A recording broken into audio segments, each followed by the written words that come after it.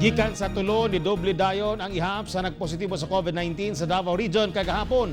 Kinsa pulos dunay travel history sa Manila. Ani ang report ni Argil Relator. Sa tibuok Pilipinas, parayon ang pagsaka sa ihap sa nagpositibo sa COVID-19. Unom niini ang taga Davao Region.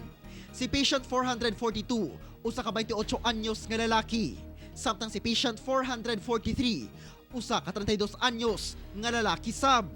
Silang duha pulos dunay travel history sa Manila ug niuli dinhi sa Davao City. Kung kanusa ug unsay mga nabating si Thomas, wala pay gihatag detalye ang DOH-11. Samtang si patient 444, usa ka 50 anyos nga lalaki sab nga dunay travel history sa Manila, Palawan ug Cebu, una niabot sa Davao City. Sumala sa tracker sa DOH website, duha sa tulo ka bag-ong nadugang ang ana naka-confine sa Southern Philippines Medical Center. Ang usa ana sa Davao Regional Medical Center.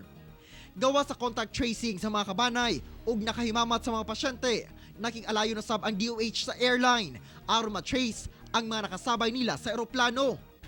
Samtang ana sa stable condition sa SPMC ang mag-asawang pinakaunang kaso sa COVID-19 sa Davao City. Nakagawas na sab sa DRMC si patient 130 nga mao'y pinakaunang kaso sa COVID-19 sa Davao Region. Human nagnegatibo na ang laboratory test result ni ini. Samtang nadungagan sab ug usa ang ihap sa namatay nga patients under investigation kun PUI nga anaa karon sa unom. Nagnegatibo na ang duha samtang ginahulat pa ang resulta sa upat. Sa Lanao del Sur, miabot na sa 1,518 ang persons under monitoring, samtang 29 ang patients under investigation kung asa tulon ini ang namatay na. Duha ang discharge ug siyam ang naka-home quarantine. Nanawagan ang DOH nga mahimong matinud-anon ang mga pasyente sa paghatag og impormasyon aron walay ubang maangin. Sa lahat na magpapatest, maaari po lamang na ibigay niyo po lahat ng impormasyon na kailangan. Huwag na po nating lihim ang ating mga aktibidad, lalong-lalo na po ang mga biyahe at exposure sa COVID-19 positive patient.